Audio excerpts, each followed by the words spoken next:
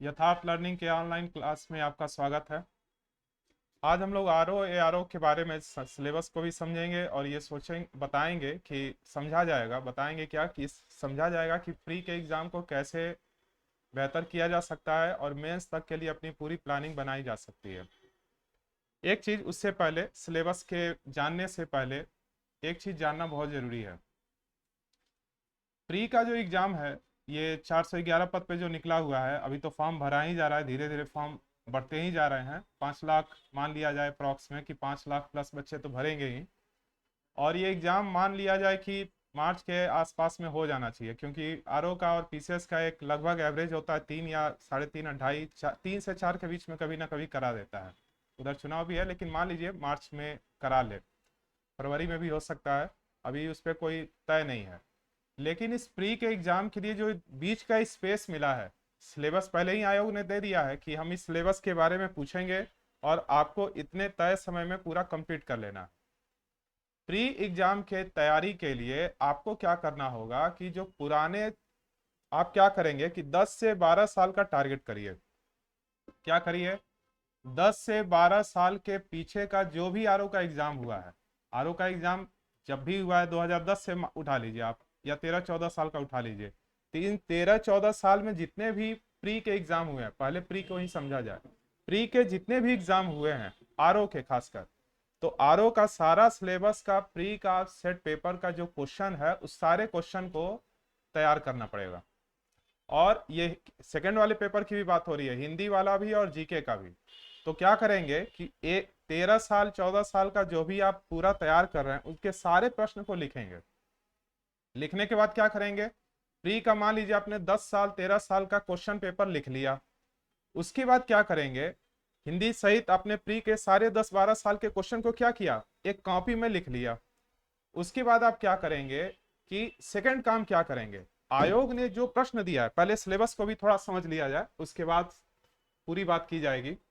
देखिए, प्रारंभिक परीक्षाएं तो आपके उसमें सरकारी रिजल्ट वाले जो आरओ का फॉर्म भरने वाला वहां भी दिया है, पेपर में भी मिल जाएगा, लेकिन फिर भी जाना जाए, प्रारंभिक परीक्षा 2 घंटे का है और 140 क्वेश्चन है। 140 क्वेश्चन और 140 नंबर के भी। सेकंड है 60 प्रश्न रहेंगे, 60 क्वेश्चन और 60 नंबर के, यानी टोटल आपका रहेगा 200 नंबर का।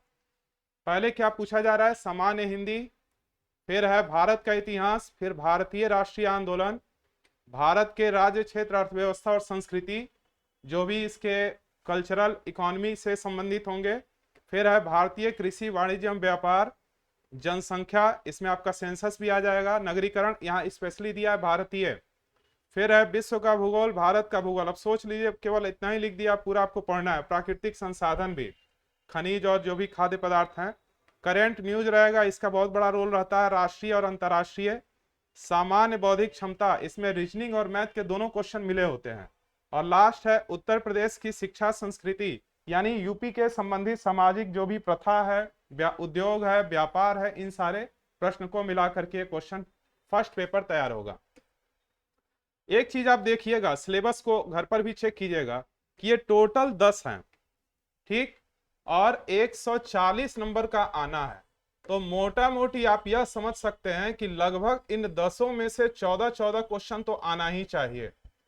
ऐसा होता नहीं है, लेकिन आपको 10 में से 14-14 क्वेश्चन अगर आते हैं तो 140 होंगे। इन 10 को छोड़ना नहीं है। कभी कभी क्या होता है कि इसमें से प्रश्न ज्यादा देगा, और इसमें भी 3 चीज है, फिजिक्स केमिस्ट्री बायो, तीनों है इसमें।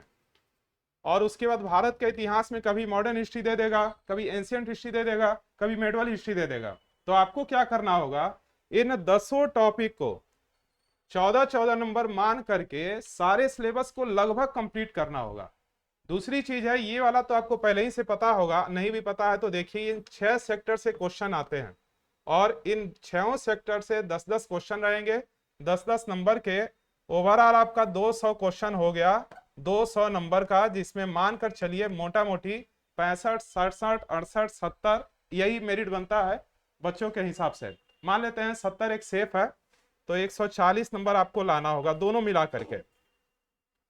ये प्री की बात है। मेंस में देख लीजिए क्या होता है, उसके बाद फिर बात किया जाएगा। मुख्य परीक्षा मान लीजिए आपने प्री पास कर लिया, 5 लाख बच्चे भरे, जिसमें से 411 तो पास हुए, बाकी अब फिर क्या कहें, 4,99,000 समथिंग बच्चे फेल हो गए।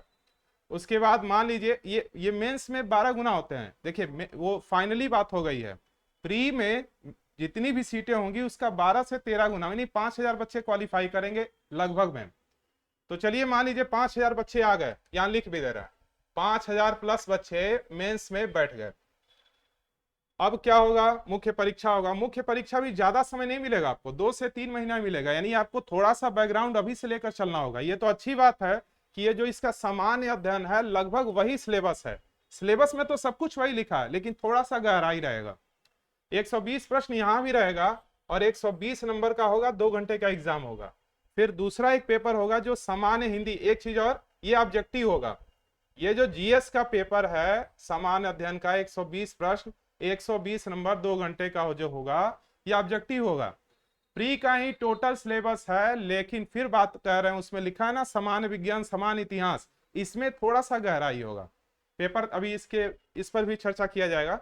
दूसरा है सामान्य हिंदी, इसमें क्या आएगा, ये सब्जेक्टिव होगा यानी लिखित होगा।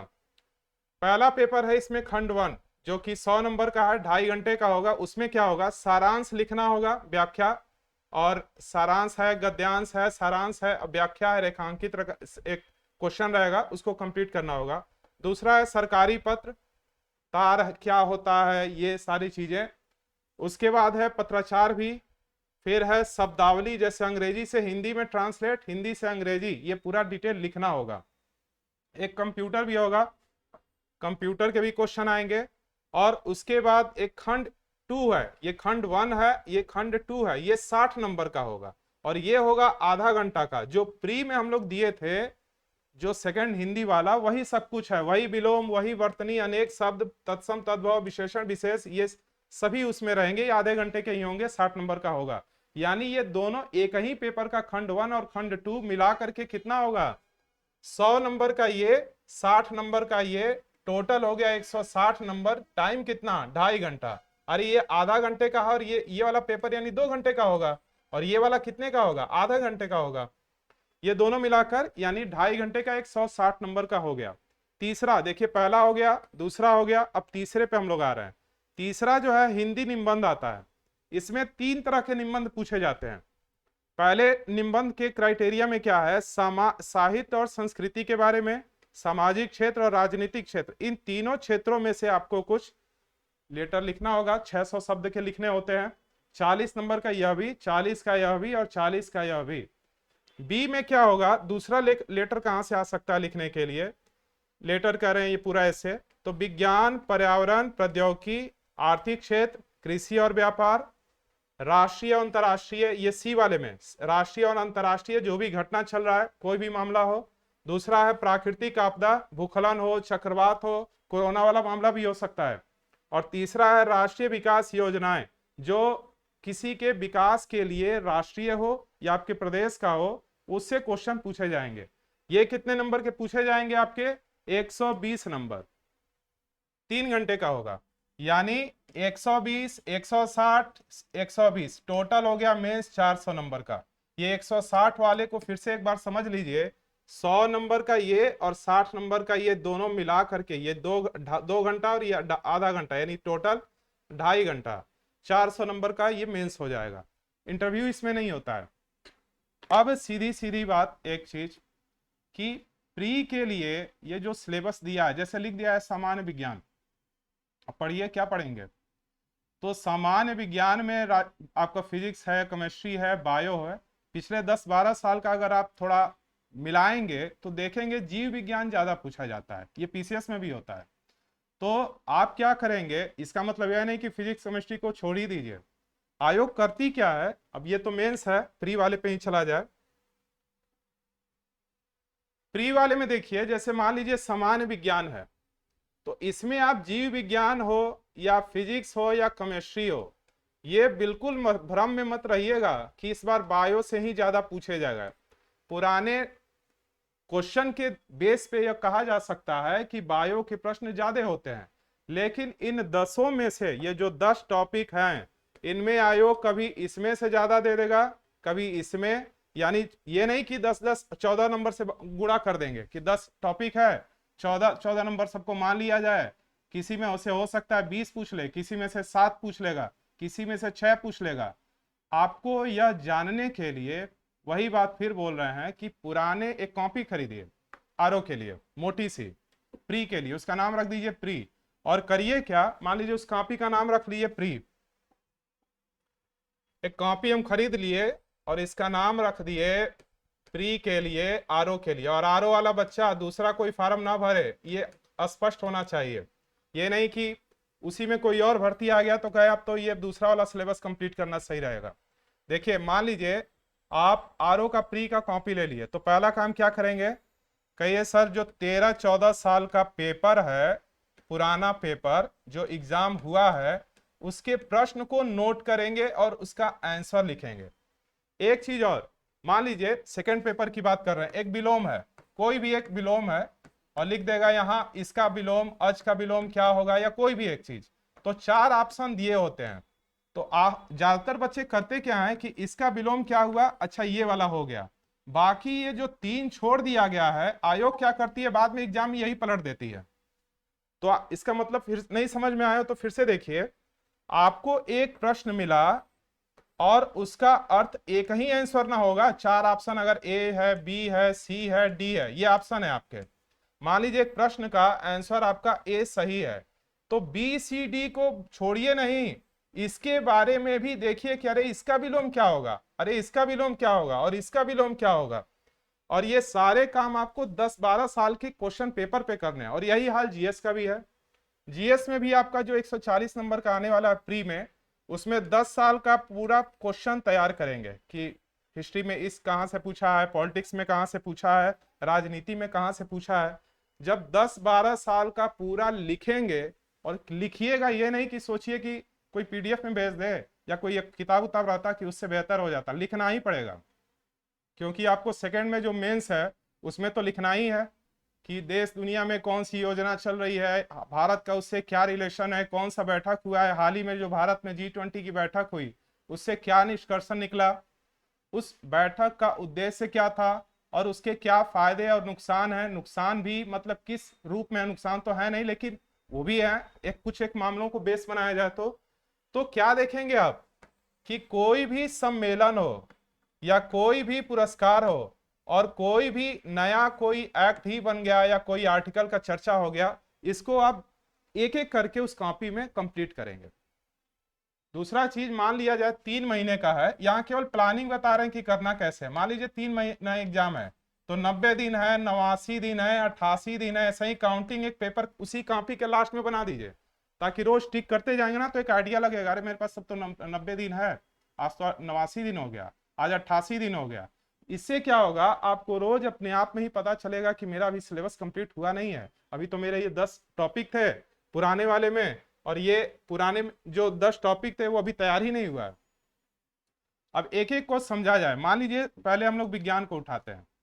विज्ञान में पिछले 10-12 साल से अगर आप देखेंगे, तो जब आप खुद ही लिखेंगे ना 10-12 साल का प्रश्न, तो आपको एक अनुमान लगेगा कि अरे देखो ये 2013 में पूछा था, ये तो 18-16 में भी पूछ लिया है, अरे ये तो 22 में भी पूछ लिया है, तो एक आपको अनुमान पता चल जाएगा। और पुराने पेपर अगर आप 10-12 साल का तैयार कर लिए तो हूबहू क्वेश्चन इसमें से 10 से 15% आते हैं, दोनों पेपर मिला करके 10 से 15% आपका ऐसे ही तैयार हो जाएगा। और सबसे बड़ी बात 85% क्या तैयार हो जाएगा, आपको एक अंदाजा लग जाएगा कि आयोग किधर से प्रश्न लगभग लगभग पूछती है। पूरा तो पकड़ नहीं पाएंगे लेकिन एक अच्छा खासा पास होने लायक समझ में आ जाएगा। दूसरी चीज कि मान लीजिए एक तो ये काम कर लिए, कॉपी में लिखना भी शुरू कर दिए, दूसरा क्या करेंगे, दूसरा जो है साल भर का, 1 साल का जो करंट न्यूज है, खासकर प्रदेश का भी और राष्ट्रीय अंतरराष्ट्रीय भी, उसको देखेंगे, क्योंकि करंट न्यूज ना करते करते भी 20 से 25 क्वेश्चन आते हैं पहले। दूसरा चीज है कि संविधान से ना करते करते आर्टिकल पूछ लिया जाता है। आप पूरा सेट लगाएंगे तो अपने आप ही अंदाजा लग जाएगा।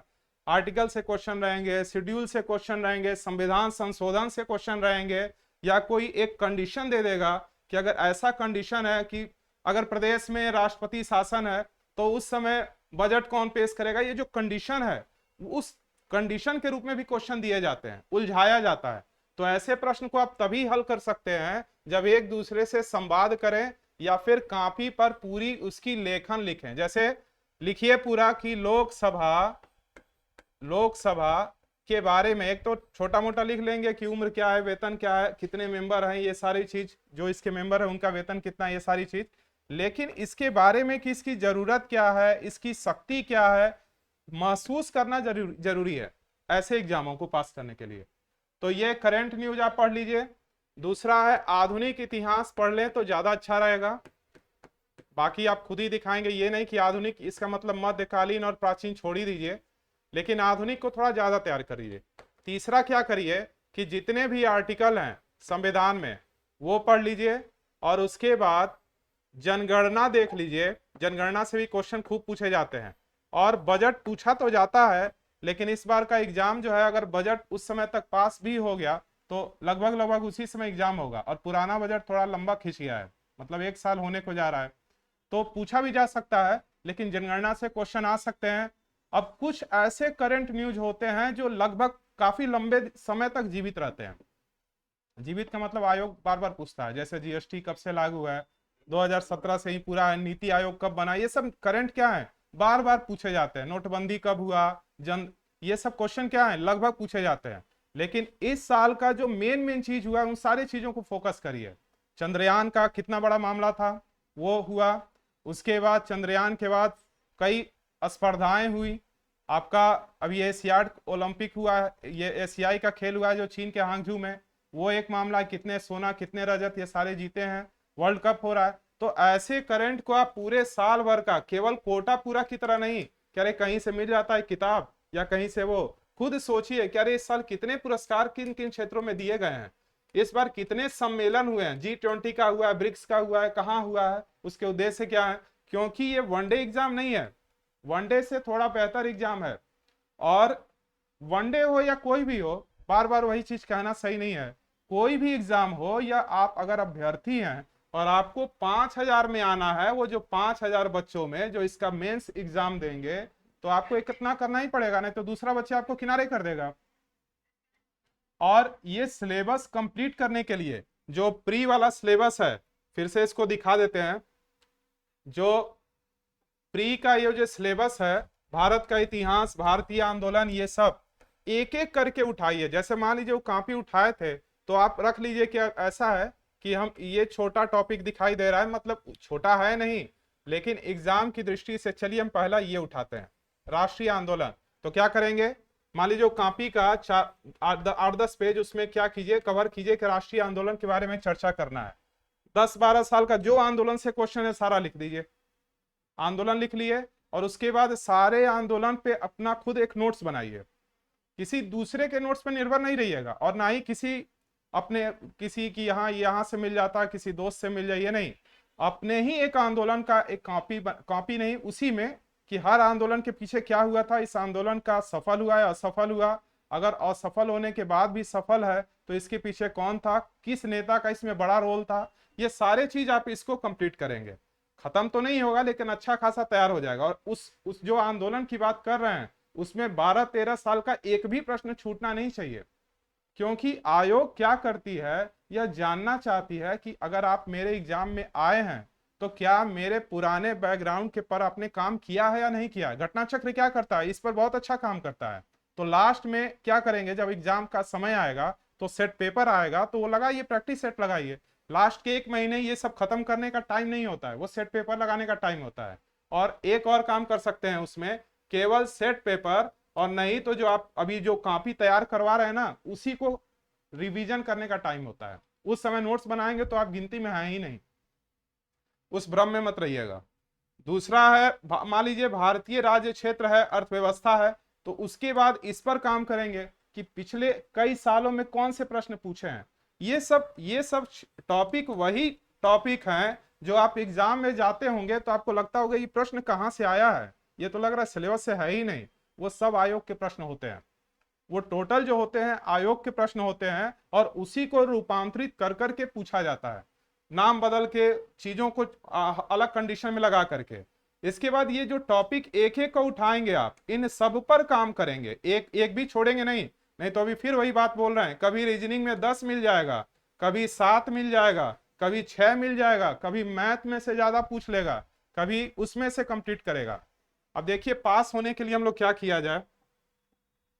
जैसे मान लीजिए लास्ट इसको समझ लिया जाए, उसके बाद खत्म किया जाए। जैसे मान लीजिए प्री का एग्जाम में कहेंगे कि सर पास होने के लिए क्या किया जाए, कितना नंबर उठा लिया जाए। तो प्री के एग्जाम को पास करने के लिए आपको करना ये होगा कि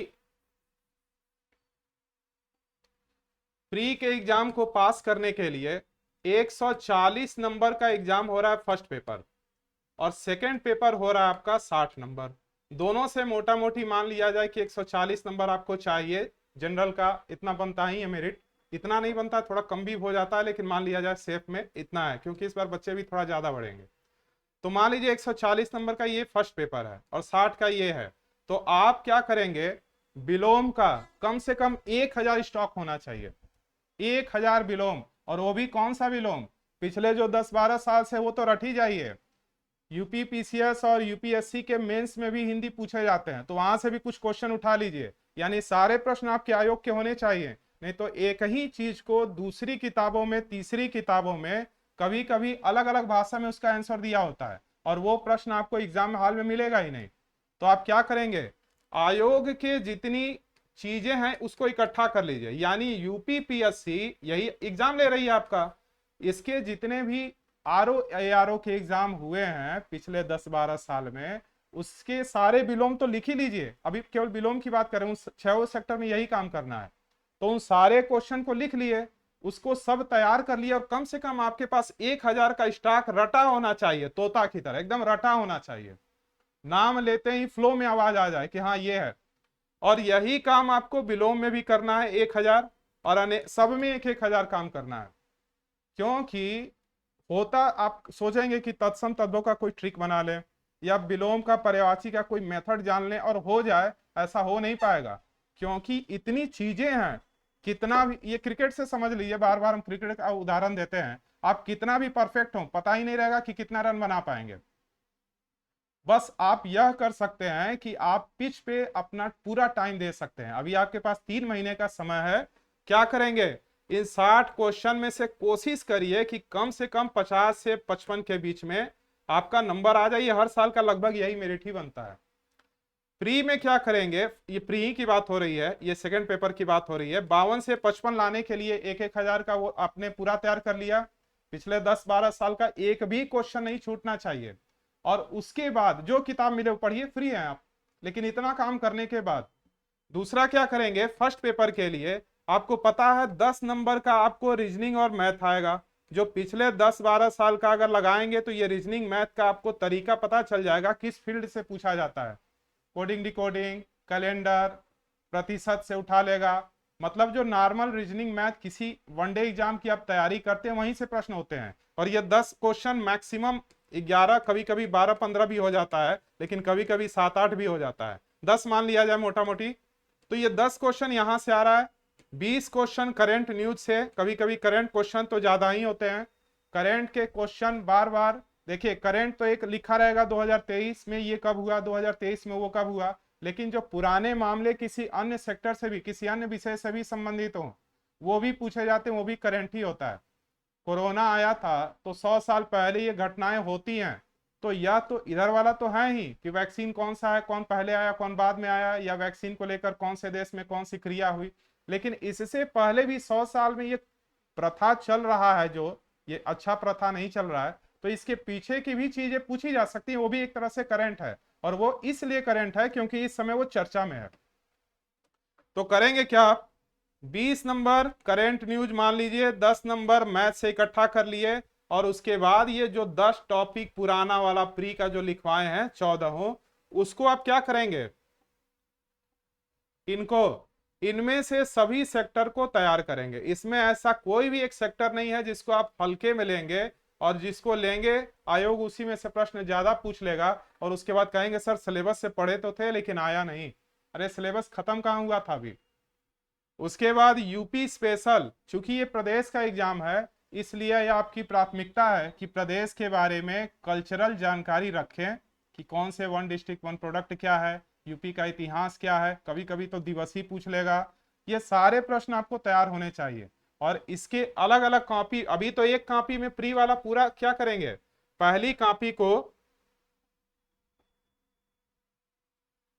कॉपी को मान लिए कि ये प्री का आपने सेट पेपर का बना लिया, पेपर का सेट पेपर की एक कॉपी बन गई।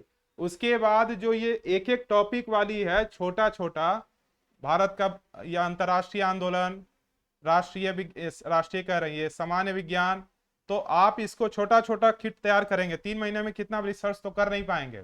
जो पहले से बच्चे पढ़े हों बस उनको एक ढांचा दे देना है, और जो बच्चे नए सिरे से हैं अगर वो इस सारे सिलेबस को इस 3 महीने के अंदर अगर तैयार करने में क्षमता नहीं है तो भी कम से कम उसका एक बच्चे का बेस तैयार हो जाएगा। तो यही है, समझने का प्रयास करिए। आप आयोग के एक भी प्रश्न को छोड़िए नहीं।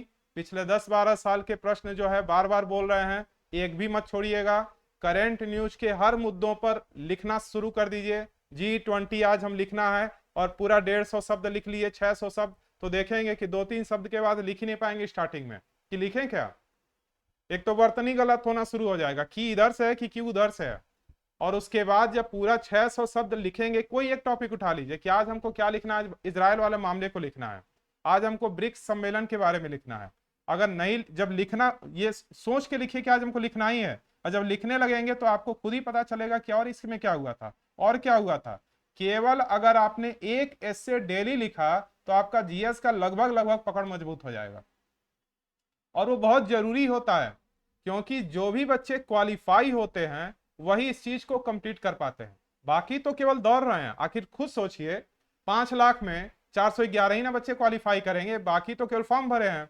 अब उसका मतलब ये नहीं कि उनको हम वो कह रहे हैं, उनके रास्ता तो सबके लिए खुला है, लेकिन इसमें 411 में वही बच्चा कंप्लीट करेगा जो आयोग के प्रश्न को भी कंप्लीट करे, साल भर में जो भी राष्ट्रीय अंतर्राष्ट्रीय मामले हैं वो भी तैयार करे, और इन सभी विषयों के चाहे विज्ञान हो, इतिहास हो, भूगोल हो, उसका बेसिक कॉन्सेप्ट उसको जानकारी हो। ठीक है, तैयारी करिए आप लोग।